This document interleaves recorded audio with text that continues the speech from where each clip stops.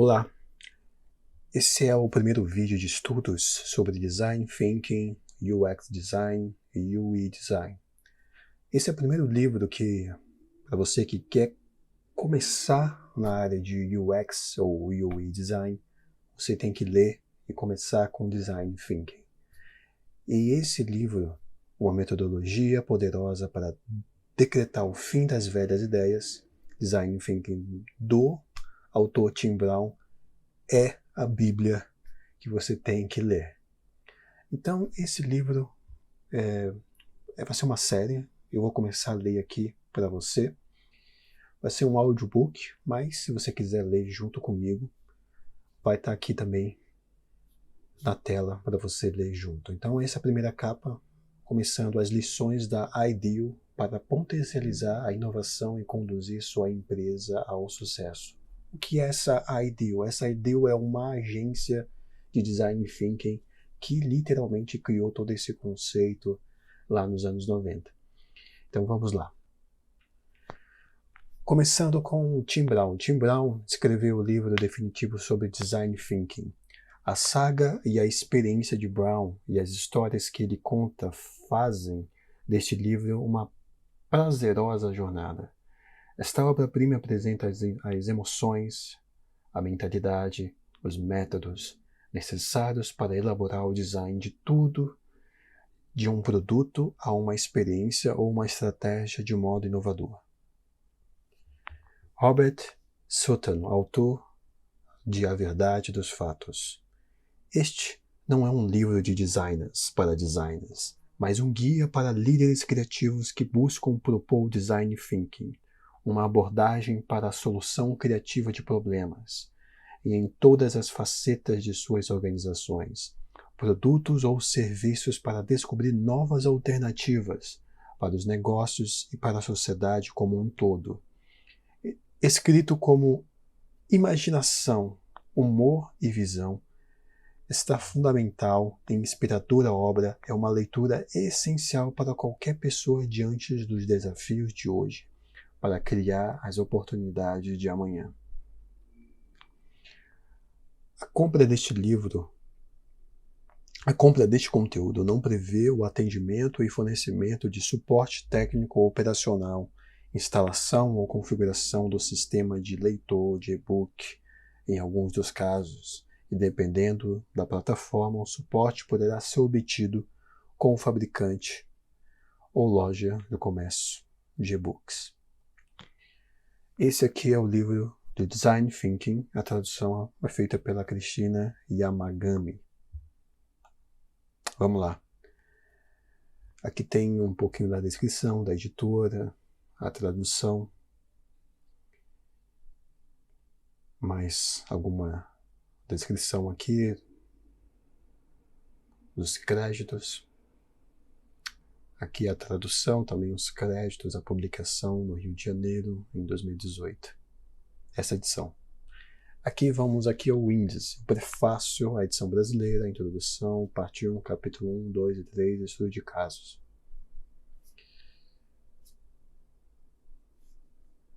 Prefácio à edição brasileira. Sinto-me honrado ao saber da publicação do Design Thinking no Brasil. Observando os extraordinários desafios e oportunidades que se apresentam à América do Sul e ao mundo, constato que precisamos de muito mais pessoas dispostas a ir além da identificação de problemas ou da crítica às ideias que não deram certo e dedicar-se à busca de soluções inovadoras. Sei que muitos se assustam diante da possibilidade de comprometer-se com a inovação. Não fomos treinados para inovadores e não sabemos por onde começar. Talvez acreditemos ser melhor deixar a tarefa nas mãos dos especialistas em P&D, pesquisa e desenvolvimento. No entanto, sugiro que muitos dos desafios que se nos apresentam hoje, como oferta de serviços de saúde adequados à população, educação de qualidade, estabilidade econômica e crescimento das empresas, exigem um tipo de inovação que ultrapassa o domínio de cientistas e engenheiros. É preciso que cada um de nós faça a sua parte. Ao escrever Design Thinking, tive em mente 2 objetivos. O primeiro, convencer o leitor de que os métodos e as possibilidades desenvolvidas pelos designers ao longo de muitas décadas podem e devem ser usados para resolver os problemas mais importantes e mais desafiadores. O segundo, persuadi-lo, independentemente de sua profissão ou da função que desempenha, de que o Design Thinking pode ser aplicado aos desafios de negócios que todos nós enfrentamos todos os dias. Em outras palavras, espero que você queira tornar-se um Design Thinker. Tim Brown, maio de 2010. Apresentação à edição brasileira. É comum relacionarmos o termo inovação a algo avançado tecnologicamente ou totalmente novo e cujo funcionamento não pode ser facilmente compreendido. Deixando-nos levar facilmente e nos encantarmos com certas caixas mágicas que nos magnetizam pela complexidade, por nós deixarem sem a menor pista de como realizar seus efeitos. Mas inovação não é necessariamente sinônimo de novidade ou de tecnologia. É nesse ponto que encontramos um elemento que serve como divisor de águas entre o que é realmente inovador e o que constitui uma novidade passageira. Quando um produto ou serviço é inovador, ele causa impacto na vida das pessoas e transforma para sempre a forma dessas pessoas viverem e trabalharem. Inovação é valor percebido. Nenhuma corporação mais dúvida do fato de que a construção de uma cultura interna capaz de incentivar práticas que conduzam à constante inovação será a condição-chave de sobrevivência e diferenciação nos próximos anos. Mas, se inovar não é simplesmente lançar novos produtos ou categorias. O que é preciso fazer para elevarmos um produto, serviço ou marca à categoria de inovação? A resposta pode estar em compreender o ser humano de forma profunda, co-criar com esse ser humano as soluções, experimentar essas soluções ainda cedo, ainda que seja tarde demais para modificá-las e ajustá-las. Para inovar, uma empresa precisa ser capaz de mergulhar no universo do usuário e de dentro desse universo extrair valor através da descoberta de barreiras de utilização, necessidades, desejos não revelados pelas pesquisas tradicionais do marketing ou do uso de focus groups. Ainda para que seja possível transformar as evidências encontradas ao conduzirmos essas imersão em ideias de valor, possíveis de serem aplicadas, sustentáveis e rentáveis para o negócio, torna-se necessário envolver também o usuário final no processo de geração dessas ideias.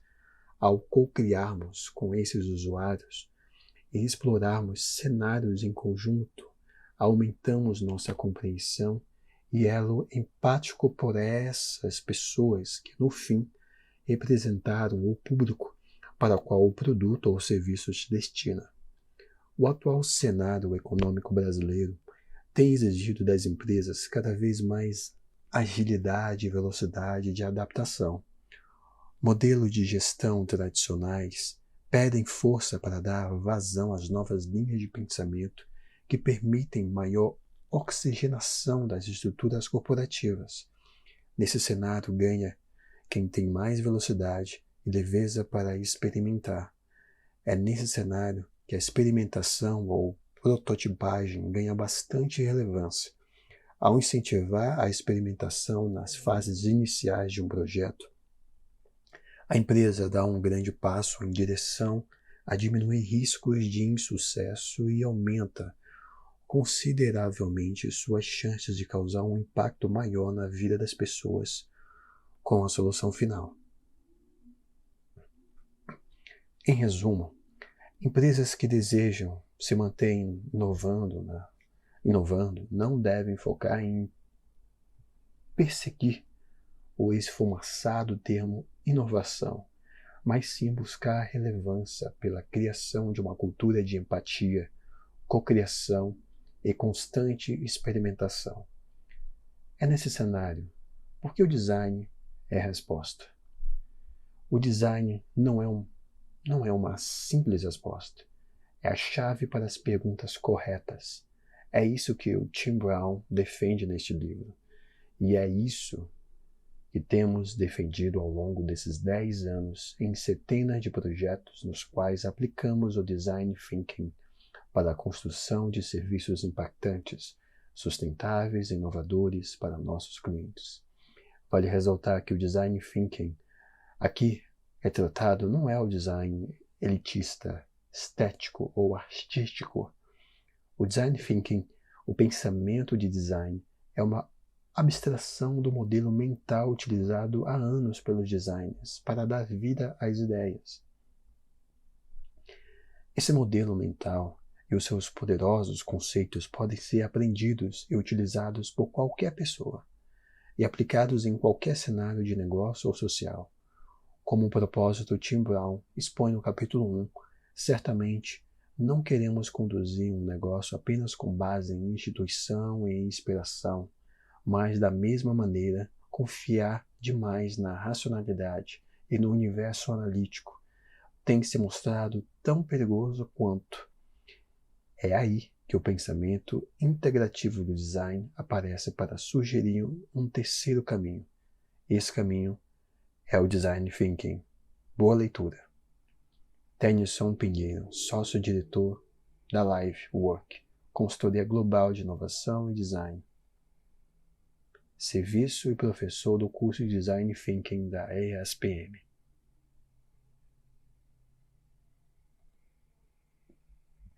Agradecimentos. Ao dizer que este livro resultou de um trabalho em equipe, corro o risco de afirmar o óbvio, mas o fato é que muitas pessoas fizeram preciosas contribuições. Muitos dos insights mais importantes se devem a elas, e todos os erros devem ser atribuídos a mim.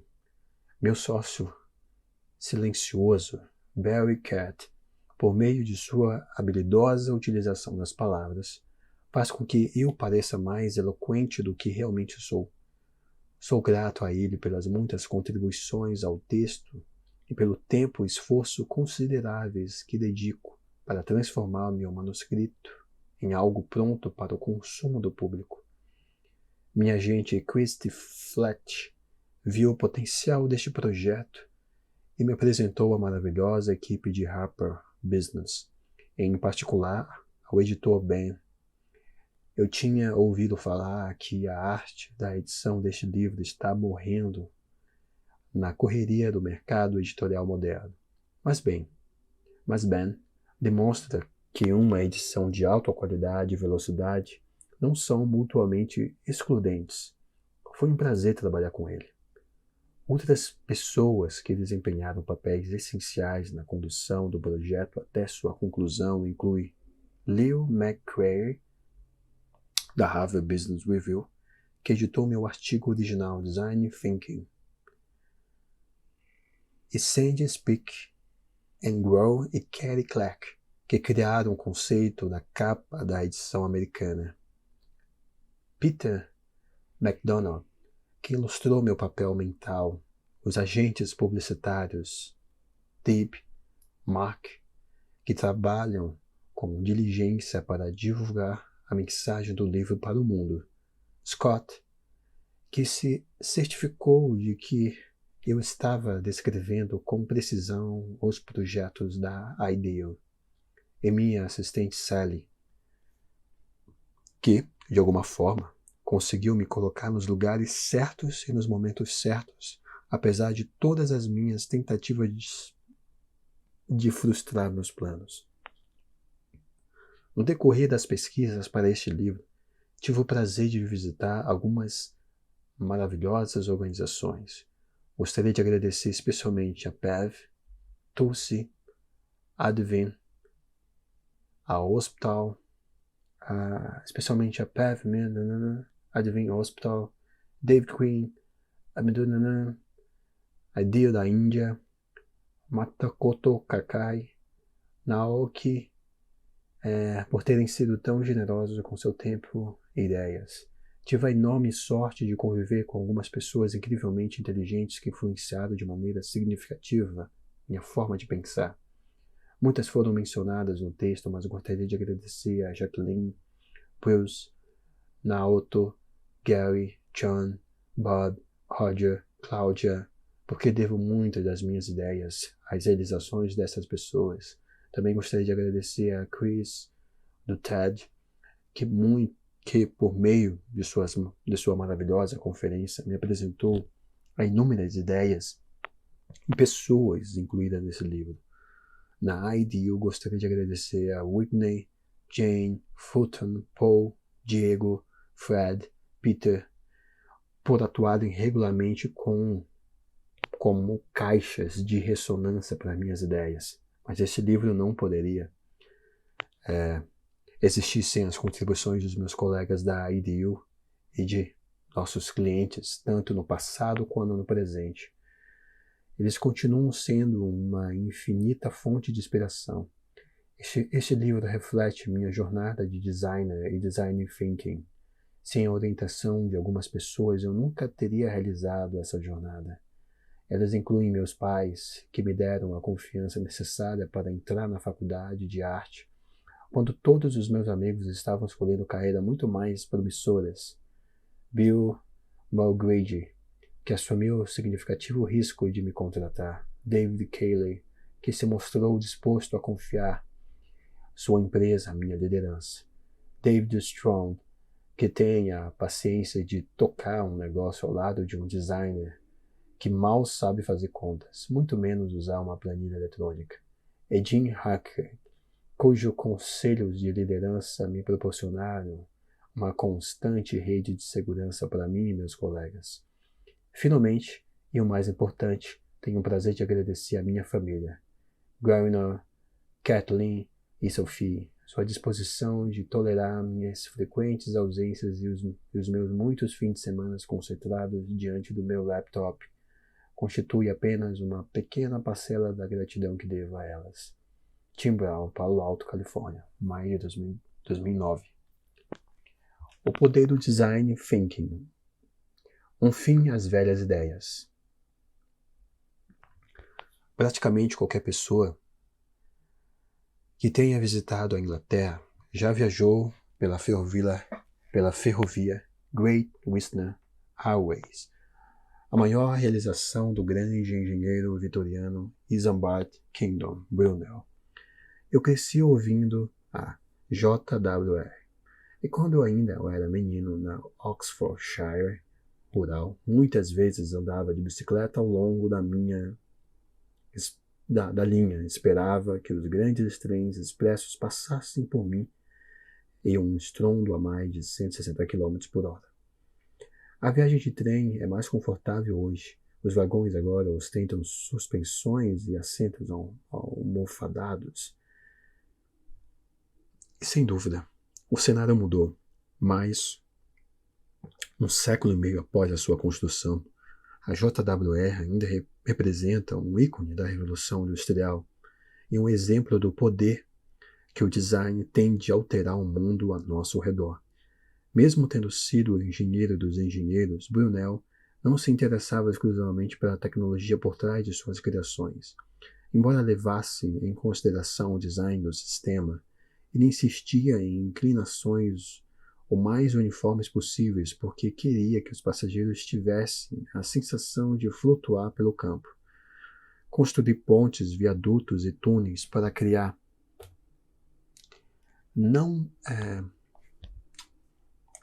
para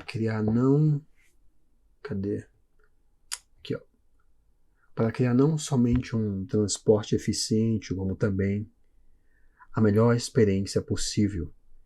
Ele chegou a imaginar um sistema de transporte integrado que permitiria que o viajante embarcasse em um trem na estação Paddington de Londres e desembarcar-se de um navio a vapor em Nova York.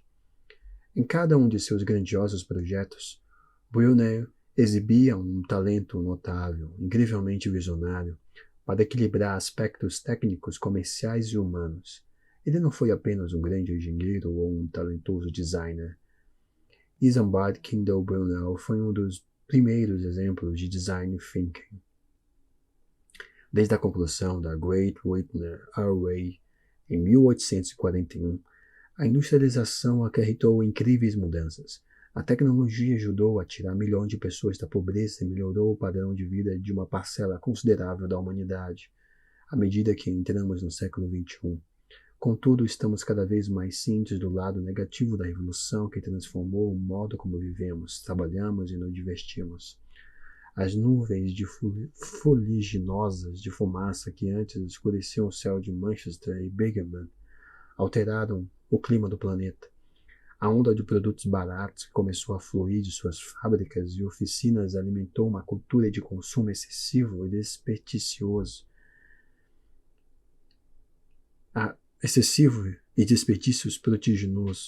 prodigioso. Difícil, hein? A industrialização da agricultura nos deixou vulneráveis a catástrofes naturais e provocadas pelo homem. Os inovadores avanços do passado se tornaram os procedimentos de rotina de hoje, à medida que a empresa de Shenzhen e Bangladesh se beneficiaram das mesmas teorias de gestão que as do Vale do Silício e Detroit, e vêm diante da mesma espiral descendente de comodidade. A tecnologia ainda tem muito a avançar.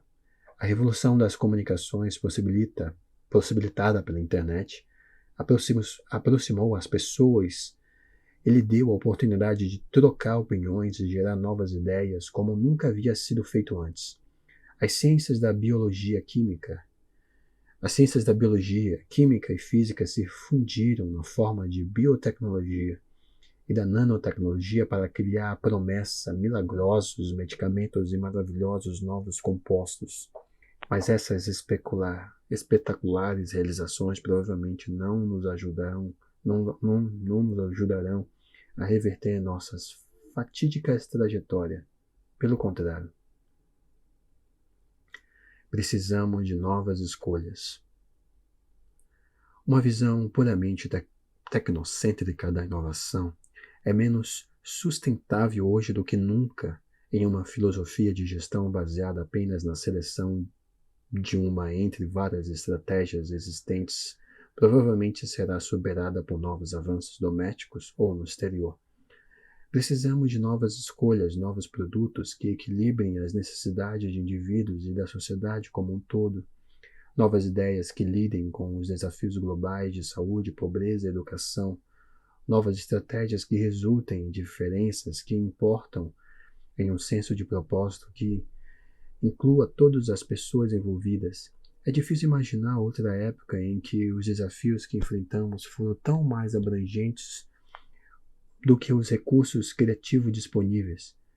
Aspirantes a inovadores podem ter participado de uma sessão de brainstorming ou aprendido algum truque extra-gemas, mas essas autoridades temporárias raramente chegam a ter alguma influência no mundo externo na forma de novos produtos, serviços ou estratégias. Precisamos de uma abordagem à inovação que seja poderosa, eficaz e amplamente acessível, que possa ser integrada a todos os aspectos dos negócios e da sociedade, em que indivíduos e equipes possam utilizar para gerar ideias inovadoras que sejam implementadas e que, portanto, façam a diferença. O Design Thinking, tema deste livro, oferece uma abordagem deste tipo. O Design Thinking começa com habilidades que os designers têm aprendido ao longo de várias décadas na busca por estabelecer a correspondência entre as necessidades humanas com os recursos técnicos disponíveis, considerando as restrições práticas dos negócios. Ao integrar o desejável do ponto de vista humano ao tecnológico ecologicamente viável, os designers têm conseguido criar os produtos que usufruímos hoje.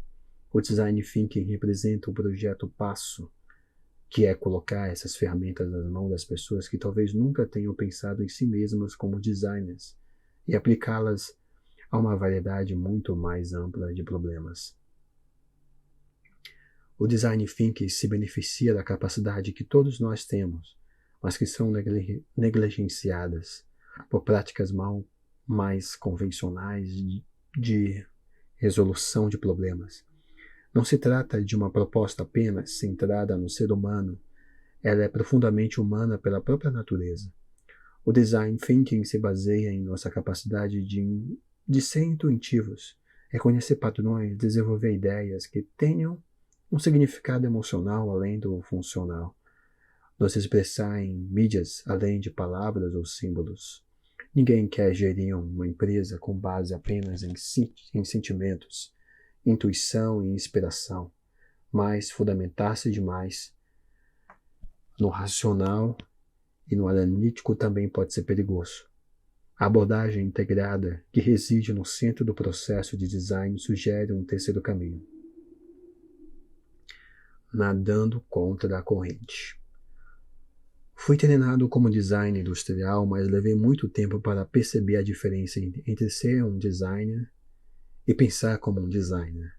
7 anos de faculdade, pós-graduação e 15 anos de prática profissional se passaram antes de eu ter uma ideia concreta de que meu trabalho era mais do que apenas ser um elo em uma cadeira entre o departamento de engenharia de um cliente e o pessoal do marketing. Os primeiros produtos que projetei como profissional de design foram para um respeitável fabricante de maquinário chamado Waldeck Burgwin. O pessoal da fábrica convidou um designer industrial jovem sem experiência comprovada para ajudar a melhorar suas máquinas de carpintaria. Eu passei um verão criando esboços e modelos de serras circulares, com uma aparência melhor e tornos para madeira mais fácil de usar. Acredito que tenha feito um bom trabalho. E 30 anos mais tarde ainda é possível encontrar meu trabalho em fábricas. Mas você não vai mais encontrar a empresa Waldeck Burgwin, que fechou as portas há muito tempo. Como designer, não percebi que era o futuro da indústria da carpintaria que estava em jogo, e não o design de suas máquinas. Só aos poucos passei a ver o poder do design, não como o elo de uma cadeira, mas como o eixo de uma roda. Quando deixei o mundo protegido da faculdade de design, onde todo mundo parecia igual, agia da mesma forma e falava a mesma língua, entrei no mundo dos negócios. Precisei passar muito tempo tentando explicar a meus clientes o que era o design do que, de fato, trabalhando em design. Percebi que eu estava abordando o mundo a partir de um conjunto de princípios operacionais que era diferente dos deles. A confusão resultante estava prejudicando minha criatividade e produtividade. Também notei que as pessoas que me inspiravam não eram necessariamente membros do mundo do design. Engenheiros como Isambard Kingdom Brunel, Thomas Edison e Ferdinando Porsche, que pareciam ter adotado uma visão de mundo centrada no ser humano e não centrada na tecnologia. Cientistas comportamentais como Don Norton, que perguntavam por que os produtos são tão desnecessariamente confusos. Artistas como Andy Goldwyn, Anthony Goley, que pareciam envolver o público em uma experiência que fazia com que ele fizesse parte da obra de arte. Líderes de negócios como Steve Jobs, Aikyo Morita, que criaram produtos singulares e significativos. Percebi que, por trás dos rótulos altivos de gênio e visionários, havia um compromisso básico com os princípios do design thinking. Alguns anos atrás, durante um dos altos e baixos periódicos que costumam ocorrer no mundo dos negócios no Vale do Silício, meus colegas e eu lutávamos para descobrir como manter minha empresa. A Ideal significativa é útil no mundo. Havia muito interesse em nosso serviço de design, mas também notamos que estávamos cada vez mais sendo solicitados a solucionar problemas que pareciam muito distantes da visão comum de design. Uma instituição de saúde estava nos pedindo para ajudar a reestruturar sua organização. Uma empresa de manufatura de um século de idade estava nos pedindo para ajudá-la a entender melhor seus clientes. Uma universidade de elite estava nos pedindo para pensar em ambientes de aprendizados alternativos. Estávamos sendo puxados para fora da nossa zona de conforto, mas estávamos empolgados porque isso nos abria novas possibilidades de fazer maior diferença no mundo.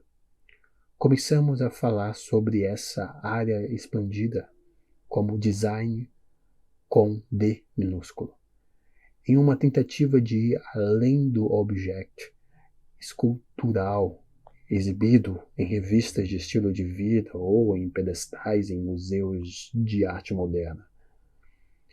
Mas essa expressão nunca nos pareceu plenamente satisfatória.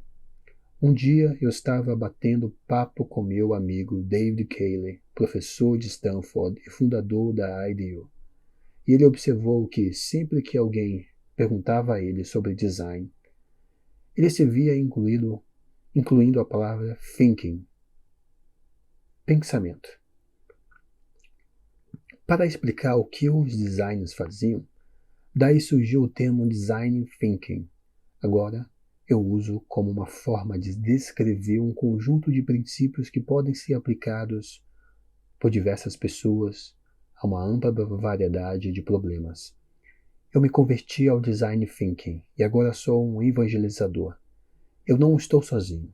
Hoje em dia, em vez de recrutar designers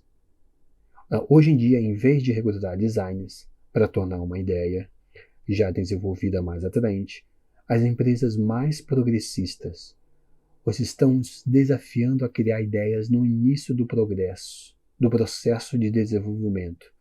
O primeiro papel é tático. Ele se baseia no que já existe, em geral, o leva um passo adiante. O último é estratégico. Tira o design do estúdio e libera seu potencial disruptivo, sua possibilidade de mudar o jogo.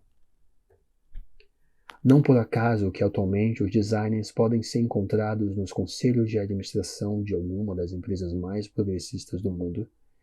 Como um processo mental, o design começou a se mover para cima. Além disso, os princípios do design thinking são aplicáveis a uma ampla variedade de organizações, não apenas às empresas em busca de novos produtos para oferecer. Um designer competente sempre poderá melhorar a nova parafernália do ano passado, mas uma equipe interdisciplinar de design thinking habilidosos está em posição de solucionar problemas mais complexos, da obesidade pediátrica à prevenção do crime e mudanças climáticas. O design thinking agora está sendo aplicado a uma variedade de desafios com poucas semelhanças com objetivos de desejo que preenchem as páginas das belas publicações de luxo deixadas na mesa do centro da sala de estar. As causas subjacentes ao crescente interesse no design são claras. À medida que o centro da atividade econômica no mundo em desenvolvimento foi passando inexoravelmente da produção industrial, a criação de conhecimento e prestação de serviço, a inovação se tornou nada menos do que uma estratégia de sobrevivência. Além disso, ela não se limita mais ao lançamento de novos produtos físicos, mas inclui novos tipos de processos, serviços, interações, formas de entretenimento e meios de comunicação e colaboração. Esses são exatamente os tipos de tarefas centrados no ser humano, nos quais designers trabalham todos os dias. A evolução natural de fazer design, a pensar design, reflete o crescente reconhecimento por parte dos líderes de negócios, de que o design se tornou importante demais para ser deixado exclusivamente aos designers. Este livro é dividido em duas partes. A primeira é uma jornada por alguns dos importantes estágios do design thinking. Ela não foi elaborada como um manual, porque essas habilidades são mais desenvolvidas na prática. O que espero fazer é proporcionar um quadro contextual que ajuda o leitor a identificar os princípios e práticas que levam a um excelente design thinking. Como sugiro no capítulo 6, o design thinking floresce em uma rica cultura caracterizada pelo storytelling. E nesse espírito, exploro muito dessas ideias contando histórias da IDEO e de outras empresas e organizações. A primeira parte do livro se concentra no design thinking, aplicado aos negócios. Ao longo do caminho, veremos como ele tem sido praticado por algumas das empresas mais inovadoras do mundo. Como ele inspirou soluções revolucionárias e onde ocasionalmente ele se sobressai. Qualquer livro de negócio que alegue sucesso ininterrupto pertence às prateleiras de obra de ficção. A segunda parte propõe um desafio para que todos nós pensemos grande. Ao analisar as três amplas áreas de atividade humana, negócios, mercado e sociedade, espero mostrar como o design thinking pode ser estendido de novas formas para criar ideias que estejam à altura dos desafios que todos enfrentamos. Se você estiver administrando um hotel, o design thinking pode ajudá-lo a repensar a própria essência da hospedagem. Se estiver trabalhando para uma instituição filantrópica, o design thinking pode ajudá-lo a conhecer melhor as necessidades das pessoas que você está tentando servir. Se for uma venture capitalist, o design thinking pode ajudá-lo a ter um vislumbre do futuro. Outra forma de encarar a questão. Ben, meu excelente editor da Harper Business, me disse que um bom livro precisa de um bom sumário. Eu fiz o possível para me adequar a isso. A verdade, contudo, é que vejo as coisas de forma um pouco diferente. A essência do design thinking é explorar diferentes possibilidades de modo que pensei em começar apresentando ao leitor uma nova maneira de visualizar o conteúdo do livro. Algumas circunstâncias exigem um pensamento linear, mas na IDEO muitas vezes consideramos mais útil visualizar uma ideia utilizando uma técnica com uma longa e rica história, o mapa mental. O pensamento linear se refere à sequência, os mapas mentais se referem às conexões. Essa representação visual me ajuda a ver as relações entre os diferentes tópicos sobre os quais quero falar. Me dá um senso mais intuitivo do todo e me ajuda a pensar em como exemplificar melhor uma ideia. Pensadores lineares como o Ben pode ser um sumário tradicional. Leitores mais ousados podem virar a página e visualizar o livro como um todo, em um só lugar. Isso pode instigá-lo a ir direto a uma seção específica de seu interesse e pode ajudá-lo a reconstituir seus passos. O mapa mental também pode lembrar das relações entre diferentes tópicos do design e até ajudá-lo a pensar em tópicos que não foram incluídos no livro, mas que deveriam ser. Design thinkings experientes podem descobrir que o mapa mental é tudo de que você precisa para entender meu ponto de vista. Espero, e para todos os outros leitores, os 10 capítulos que se seguem proporcionem uma boa compreensão do mundo do design thinking e do potencial que ele tem de nos possibilitar gerar mudanças significativas. Se ele for o caso, espero que você me diga. Tim Brown, Palo Alto, maio de 2009.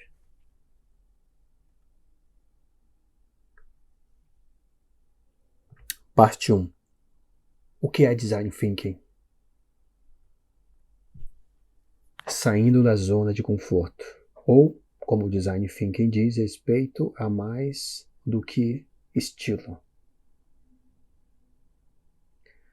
Em 2004, a Shimano, fabricante japonesa, líder de componentes de bicicleta, estava vivenciando um crescimento estagnado em seus segmentos tradicionais de mountain bikes e bicicletas de corrida de alta qualidade nos Estados Unidos.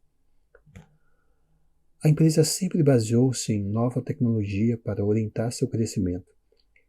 Ela inventou substâncias na tentativa de se adiantar à próxima inovação. Diante do mercado em evolução, parecia prudente tentar algo novo, de forma que a Shimano convidou a IDEO para colaborar. O que se seguiu foi um exercício de relações entre designers e cliente, que assumiu um tom muito diferente do que teria sido algumas décadas ou até mesmo alguns anos antes. A Shimano não nos passou uma lista de especificações técnicas e uma pasta cheia de pesquisa de mercado e nos mandou de volta ao nosso escritório para projetar um monte de peças. Em vez disso, unimos forças e exploramos juntos o cenário em evolução do mercado de ciclismo. Durante a fase inicial, reunimos uma equipe interdisciplinar de designers, cientistas comportamentais, profissionais de marketing, engenheiros, cuja tarefa era identificar restrições apropriadas para o projeto. A equipe teve como ponto de partida um palpite de que não deveria se concentrar no segmento superior do mercado. Em vez disso, eles saíram a campo para descobrir por que 90% dos adultos americanos não andam de bicicleta, embora 90% deles andassem quando eram crianças. Procurando novas formas de pensar sobre o problema, eles conversaram com todos os tipos de consumidores e descobriram que quase todas as pessoas tinham memórias felizes de andar de bicicleta na infância, mas muitas se sentem dissuadidas do ciclismo pela experiência de varejo, incluindo os intimidantes atletas vestidos em roupas de lycra que atuam como vendedores na maioria das lojas de ciclismo independentes. Pela enorme complexidade e custos excessivos das bicicletas, acessórios e roupas especializadas, pelo perigo de andar de bicicleta em estradas e ruas não projetadas para isso, e pelas exigências de manutenção de uma máquina sofisticada que provavelmente só será usada nos fins de semana. Eles observaram que todos os entrevistados pareciam ter uma bicicleta na garagem, com um pneu vazio ou corrente quebrada. Essa exploração centrada no ser humano, que procurava saber a opinião de fanáticos por ciclismo, mas também, e o mais importante, de pessoas que não pertenciam à base de clientes essenciais da Shimano, levou à descoberta de que uma categoria totalmente nova de ciclismo poderia reconectar os consumidores americanos às suas experiências de infância. Um enorme mercado inexplorado começou a tomar forma diante dos seus olhos.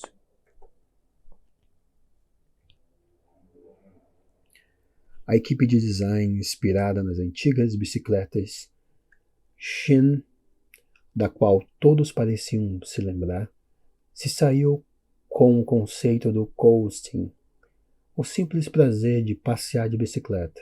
O coasting atraria ciclistas não praticantes de volta a uma atividade simples, direta, saudável e divertida. As coasting bikes, construídas mais para o prazer do que para o esporte, não teriam controles no guidão, nenhum cabo passando pelas estruturas, nenhum alojamento de marcha de precisão para serem limpas, ajustadas, consertadas ou substituídas. Com as bicicletas de antigamente, os freios seriam acionados pedalando para trás. As Colton Bikes apresentariam ceilings estofados confortáveis, guidões verticais e pneus resistentes à perfuração e praticamente não precisariam de manutenção. Mas não estamos falando apenas de uma bicicleta retrô. Ela incorpora uma engenharia sofisticada com transmissão automática, que troca de marcha à medida que a bicicleta acelera ou desacelera. Nossa, que legal! 3 grandes fabricantes, a Trek, a Hellgate e a Giant, começaram a desenvolver novas bicicletas incorporando os componentes inovadores da Shimano, mas a equipe não parou por aí. Os designers poderiam ter concluído o projeto com a bicicleta, mas como design thinking holístico, seguiam em frente. Eles criaram estratégia de varejo nos pontos de venda para comerciantes independentes de bicicletas, em parte para ambiente de varejo, em parte para reduzir o desconforto que os principiantes sentiam em ambientes de varejo, criados para atender aos entusiastas do ciclismo. A equipe desenvolveu uma marca que identificava o coasting como uma maneira de apreciar a vida. Relaxe, explore, vá sem pressa. Vagueie sem destino. Quem chega primeiro é a mulher do padre. Em colaboração com autoridades locais e organizações de ciclismo, a empresa criou uma campanha de relações públicas, incluindo um website que identificava lugares seguros para andar de bicicleta. Muitas outras pessoas e organizações se envolveram no projeto à medida que ele passava da inspiração à idealização e depois à fase de implementação. De forma interessante, o primeiro problema que os designers teriam esperado solucionar, a aparência das bicicletas, foi adiado para o último estágio do processo de desenvolvimento, quando a equipe criou um design de referência para mostrar o que era possível e inspirar as equipes de design dos fabricantes de bicicletas. Um ano após o sucesso do lançamento da bicicleta, 7 outros fabricantes haviam se candidatado a produzir as Colton Bikes. Um exercício de design se tornou um exercício de design thinking. 3 espaços de inovação. Eu gostaria muito de oferecer uma receita simples e fácil que garantisse que todos os projetos terminassem com o mesmo sucesso que esse. Mas a natureza do design thinking torna isso impossível. Em contraste com os defensores da administração científica do início do último século, os designers thinking sabem que não existe uma melhor forma de percorrer o progresso. O processo, no caso.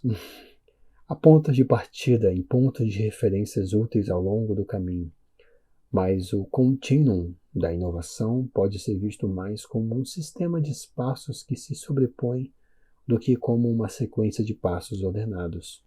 Podemos pensar neles como a inspiração, o problema ou a oportunidade que motiva a busca por soluções, a idealização, o processo de gerar, desenvolver e testar ideias, e a implementação, o caminho que vai do estúdio de design ao mercado.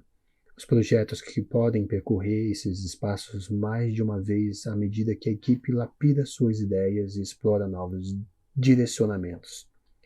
A razão para a natureza interativa e não linear da jornada não é que o design thinking sejam desorganizados ou indisciplinados, mas o fato de que o design thinking ser fundamentalmente um processo exploratório, quando realizado de modo correto, invariavelmente levará a descobertas inesperadas ao longo do caminho, e seria tolice não tentar ver para onde elas levariam. Muitas vezes essas descobertas podem ser integradas ao processo de modo contínuo, sem interrupção. Em outras ocasiões, a descoberta motivará a equipe a rever alguma de suas premissas mais básicas. Enquanto testa um protótipo, por exemplo, os consumidores podem nos proporcionar insights que apontam para um mercado mais interessante, mais promissor e potencialmente mais lucrativo que se revela aos nossos olhos. Insights dessa natureza devem nos inspirar e ajustar ou repensar nossas premissas em vez de seguir em frente presos ao plano original, tomando de empréstimo um termo da linguagem da área de informática. Essa abordagem deveria ser vista não como uma reinicialização do sistema, mas como uma importante atualização. O risco de uma abordagem interativa desse tipo é que ela, aparentemente, estende o tempo necessário para levar uma ideia ao mercado, mas essa costuma ser uma percepção imediatista.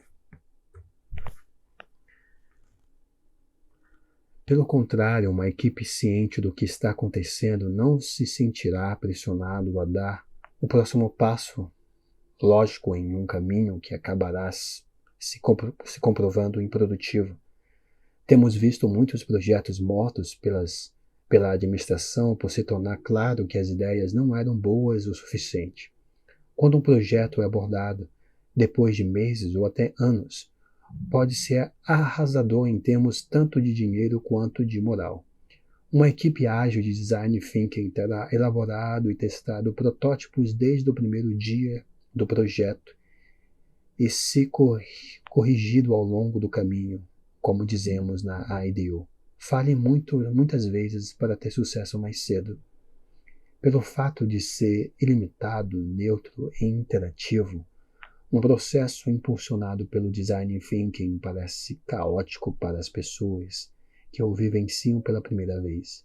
Mas ao longo da vida de um projeto, ele invariavelmente passa a fazer sentido e atinge resultados que diferem de forma visível dos processos lineares baseados em marcos que definem as práticas de negócios tradicionais. De qualquer maneira, a previsibilidade leva ao tédio e o tédio leva à perda de pessoas talentosas e também leva a resultados que os concorrentes consideram fáceis de copiar. É melhor assumir uma abordagem experimental, compartilhar processos, incentivar a propriedade coletiva de ideias e permitir que as equipes aprendam umas com as outras. Uma segunda maneira de pensar sobre os espaços sobrepostos da inovação é em termos de fronteiras. Para um artista em busca da beleza ou cientistas em busca da verdade, as fronteiras de um projeto podem soar como restrições indesejadas. Mas a marca de um designer, como disse muitas vezes o lendário Charles Emmons, é a disposição de aceitar as limitações. Sem restrições, o design não pode ser criado. E o melhor design, um equipamento médico de precisão ou um abrigo de emergência para vítimas de desastres, muitas vezes é projetado com limitações relativamente grandes. Para casos menos extremos, basta olhar para o sucesso da Target.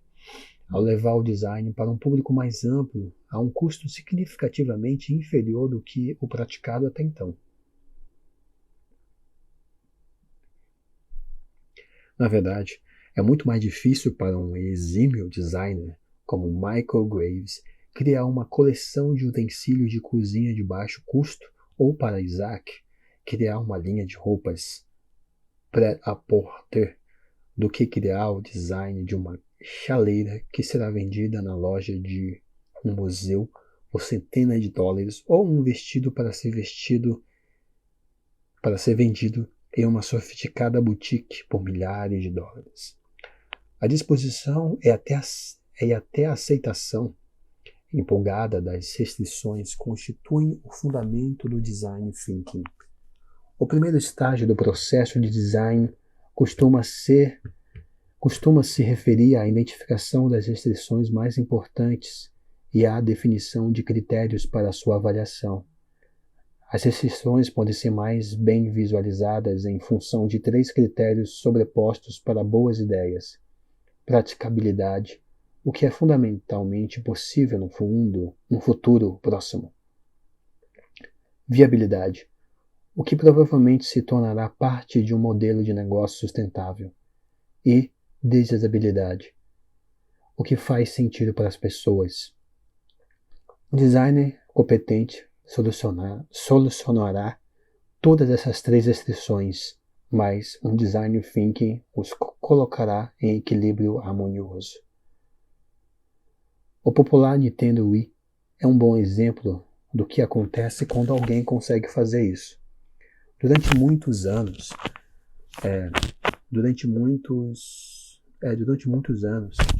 uma verdadeira corrida armamentista de gráficos sofisticados e consoles mais caros vinha impulsionando a indústria dos videogames. A Nintendo percebeu que seria possível romper esse círculo vicioso e criar uma experiência mais imersiva utilizando a nova tecnologia do controle por gestos. Isso implicava menos foco na resolução dos gráficos, o que por sua vez levou a um console mais barato e a melhores margens de produto. O Wii atingiu o equilíbrio perfeito entre desejabilidade, praticabilidade e viabilidade. Ele criou uma experiência mais envolvente para o usuário e gerou enormes lucros para a Nintendo. Essa busca por uma coexistência pacífica não implica que todas as restrições são criadas iguais, determinando projetos iguais. Determinado projeto pode ser desproporcionalmente orientado por tecnologia, orçamento ou outros fatores. Diferentes tipos de organizações podem se concentrar em um outro aspecto. E também não se trata de um simples processo linear. Equipes de design repensaram todos esses 3 fatores ao longo da vida de um projeto, mas a ênfase nas necessidades humanas fundamentais, em oposição a desejos efêmeros ou artificialmente manipulados. É o que orienta o design thinking e se distancia do status quo. Então, pessoal, paramos na página 39 aqui. Então, vamos dar 1 hora aqui de vídeo. Continuaremos no próximo vídeo, na parte 2. E muito obrigado para você que está até aqui ouvindo eu falar e eu lendo o livro Design Thinking, do Tim Cook. Do Tim Brown, no caso, né? Eu quero agradecer mais uma vez. Se você gostou desse vídeo, clique aqui no canal, se inscreva no canal, curta esse vídeo, compartilhe com seus amigos. E esse é um vídeo de aprendizado, somente de aprendizado. Eu estou aprendendo agora Design Thinking, estou aprendendo um pouco de UX Design. E esse canal é para documentar tudo que eu estou fazendo, tudo que eu estou lendo. Então esse é o primeiro livro, é o livro que me recomendaram para ler como base para entender o UX Design, para entender Design Thinking. É esse livro aqui. Então, muito obrigado e até mais. Tchau, tchau.